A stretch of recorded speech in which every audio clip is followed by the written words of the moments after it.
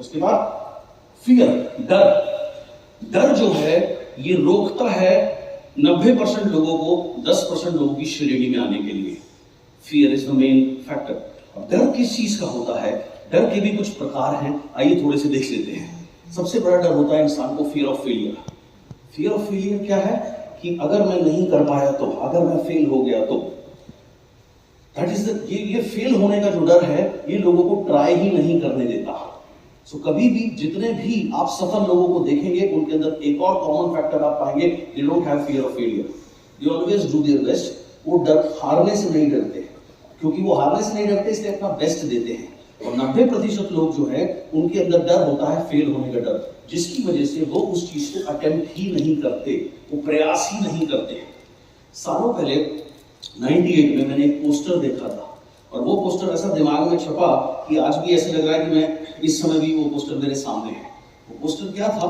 एक basketball player था, उसके हाथ में बास्केटबॉल थी और सामने ऐसे करके वो खड़ा हुआ था और सामने बास्केटबॉल की जो बास्केट होती है वो दिखाई हुई थी और उसके ऊपर लिखा हुआ था you will miss 100% of the shots that you don't take.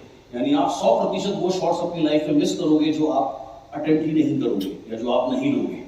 इस तर्ज ये है कि अगर वो बास्केटबॉल प्लेयर बॉल को बास्केट में डालने की कोशिश करे तो बॉल जा भी सकती है, नहीं जा सकती, दोनों चांस है, अंडरस्टैंड।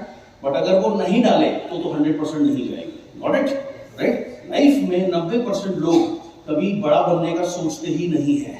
जैसी लाइफ चल रही है उसी में लगे रहते हैं, उसी ईएमआई में, उसी कॉम्प्रोमाइजेस में ही अपने जीवन को काट देते हैं एंड ऐसे ही उनका टाइम पूरा हो जाता है। क्यों? क्योंकि उनको डर लगता है फेल होने से, नहीं कर पाए तो, नहीं हुआ तो।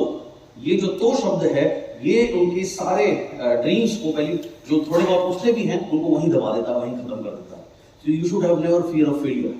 किसी सिटी में जाके काम करें, नहीं हुआ तो नहीं हुआ तो नहीं हुआ, कुछ ना कुछ एक्सपीरियंस मिलेगा, कुछ ना कुछ सीखने को मिलेगा, है ना? तो कभी नुकसान नहीं होगा। So you should never have fear of failure. आपके अंदर कभी भी फियर ऑफ फेलियर नहीं होना चाहिए, तभी आप अल्टीमेट 10% लोगों की या 5% लोगों की श्रेणी में पहुंच सकते हैं। उसके बाद और क्या फियर होते हैं लोगों के अंदर में? Fear of rejection. मैं उसको प्लान दिखा रहा हूं, अगर उसने मना कर दिया तो क्या हो गया? कोई दुनिया तो हट नहीं जाएगी, है ना? कुछ नहीं हो जाएगा।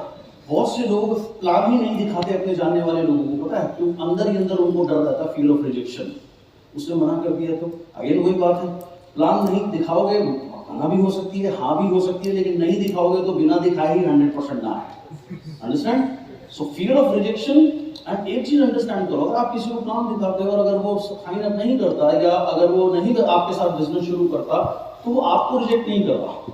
ओके? ऐसा कुछ नहीं है कि कोई पर्सनल आप किसी को प्रपोज नहीं कर रहे कि आपका जो रिजेक्शन हो रहा है, कोई रिजेक्शन कुछ नहीं हो रहा, उसको बात समझ में नहीं आई, अभी उसका सही समय नहीं है, जब आएगी, जब समय सही आएगा तब बात समझ में आ जाएगी। It's as simple as that. So fear of rejection एक ऐसी चीज है जिसकी वजह से लोग खुलकर कभी भी प्रोस्पेक्टिंग लिस्ट नहीं बना पाते और बना भी लेते हैं तो खुलकर कॉल नहीं कर पाते, क्योंकि ये बिजनेस में आपका बिजनेस उतना ग्रो करेगा जितना ज्यादा आपकी टीम में प्लान शो होंगे और ये शुरुआत आपसे होती है। सो आपको अगर सफल बनना है, आपको भागीरथी प्रयास करना है प्लान दिखाने का। भागीरथी प्रयास का मतलब क्या होता है? भरसक प्रयत्न। जैसे भागीरथ जी ने बहुत तपस्या करी थी गंगा को पृथ्वी पे उतारने के लिए, तो इसीलिए उसको भागीरथ प्रयत्न कहा जाता है। यानी आपको अपना 100% एफर्ट्स देना है मैक्सिमम प्लान दिखाने के लिए, क्योंकि प्लान शो करने के लिए।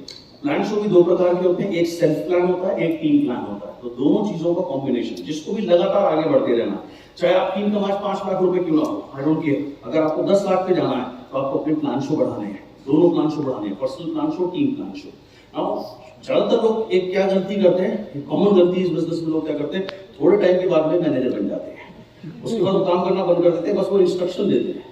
तो वो आप इंस्ट्रक्शन दे रहे हो अपने डाउनलाइन को, आपका डाउनलाइन आपसे ज्यादा स्मार्ट है, वो भी इंस्ट्रक्शन दे रहा है अपने डाउनलाइन को, उसका डाउन अब जो तीसरा डाउनलाइन है वो और भी स्मार्ट है, वो इंस्ट्रक्शन दे रहा है अपने डाउनलाइन को, उसका डाउनलाइन और भी स्मार्ट है, वो भी इंस्ट्रक्शन दे रहा है अपने डाउनलाइन को।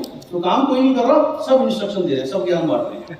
और कोविड के बाद से भी वैसे भी सारे लोग जूम पे बैठ करके बाबा गहरीचंद सारे ट्रेनिंग लेने वाले लोग कम है, देने वाले लोग ज्यादा है। अंडरस्टैंड? कोई ट्रेनिंग कभी आपको सफल नहीं करेगी अनलेस अंटिल मैंने शुरुआत क्या कही थी, जब तक आप उसको फील्ड में अप्लाई नहीं करेंगे, जब तक आप फिजिकली अप्लाई नहीं करेंगे। ऑलराइट?